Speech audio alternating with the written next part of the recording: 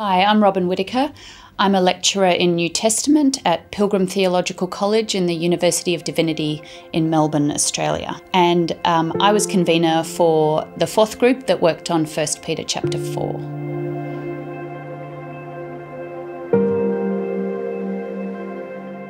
In chapter 4, Peter really gets into the heart of what he means by suffering. Suffering has been raised in every chapter before this. He's talked about the suffering of Christ as redemptive, as the suffering that makes unrighteous people righteous. But here he really unpacks what suffering means for Christians who suffer. We've got to remember Peter's context. He's writing to a very small group of Christians. They're the minority in their culture. And they live in an empire, the Roman Empire, that is hostile to them, probably fearful about their beliefs, and where the dominant culture around them worship a range of other deities. So they viewed Christians with a lot of suspicion, and we know this community most likely faced persecution, including the very real threat of death for their faith. Peter unpacks suffering in a couple of ways. He firstly talks about what it's not. If you suffer because you're an evildoer, if you've done something wrong, you've been engaged in criminal activity, that's not the kind of suffering that Christ wants or that glorifies God. And then he turns that around to talk about what is Christ-like suffering. And he defines it as suffering for the name of Christ, or suffering for being called a Christian. This is one of the few texts in the New Testament that uses this term Christian, Christianos. The other reference is in Acts. And in Acts, we learn that Christian is a label used firstly by those outside the faith community. And it was most likely a negative term, a term of slander or insult.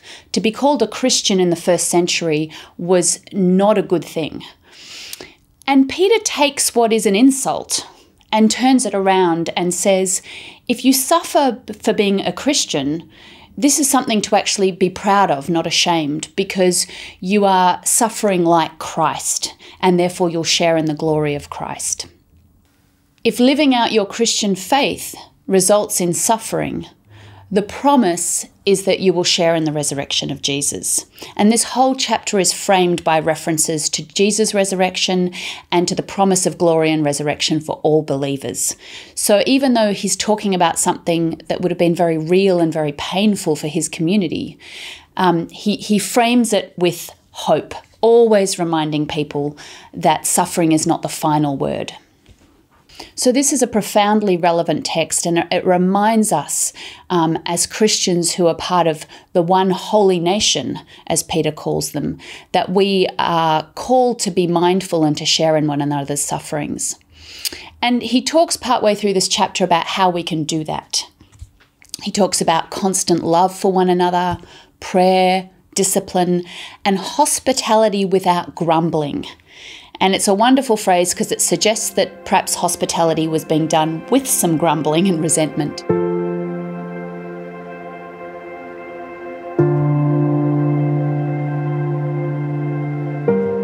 When we think about suffering for Christ, or the text actually uses the language of being insulted for the name of Christ, that will mean very different things depending where you are in the communion and how you hear this text. And if we too quickly claim the language of persecution in the West, we are in danger of actually not acknowledging the depths and the reality of that in other parts of the communion. So it's really important that we're hearing each other's stories, that we're mindful of how dangerous it can be to be a Christian in some parts of the world. All of those things are about calling us together. We live in a diverse world where we face many different challenges today around the communion. And suffering itself can be something that pulls us inward, that pulls us apart, that makes us fearful or anxious, and, rightly so. But this text calls the rest of us who are perhaps suffering less to move towards those who are suffering, to support them with our love and prayers and hospitality.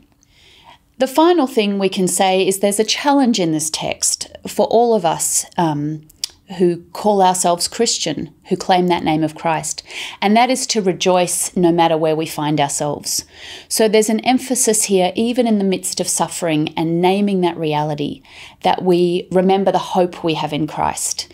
We remember the transformative power of faith, and that even when our struggle is real, there are moments of joy and of love, and knowing that ultimately in Christ, God has promised us resurrection and glory.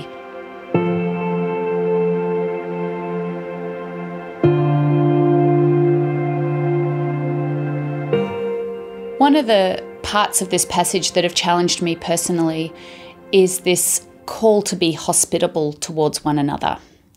And the very word hospitable in the Greek is based upon language of love of stranger, or love of something that is strange to you. That's what that word hospitality means. I think it's very easy for us to get caught up in the church in disagreements and what divides us, and to forget that we have far more in common with one another. So this love of stranger, this offering of hospitality, is a challenge to me to perhaps be a little more hospitable in my views.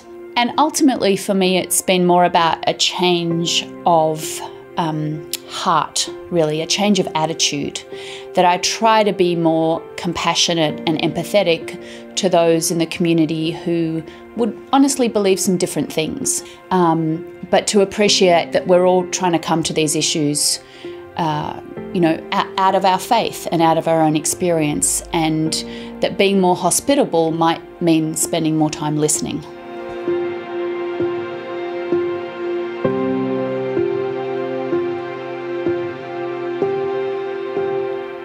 I encourage you that if you are a Christian who is suffering for your faith, that you know that you stand in a long tradition, and with that come the prayers of the whole communion for you, and the promise of God to share in Christ's glory one day.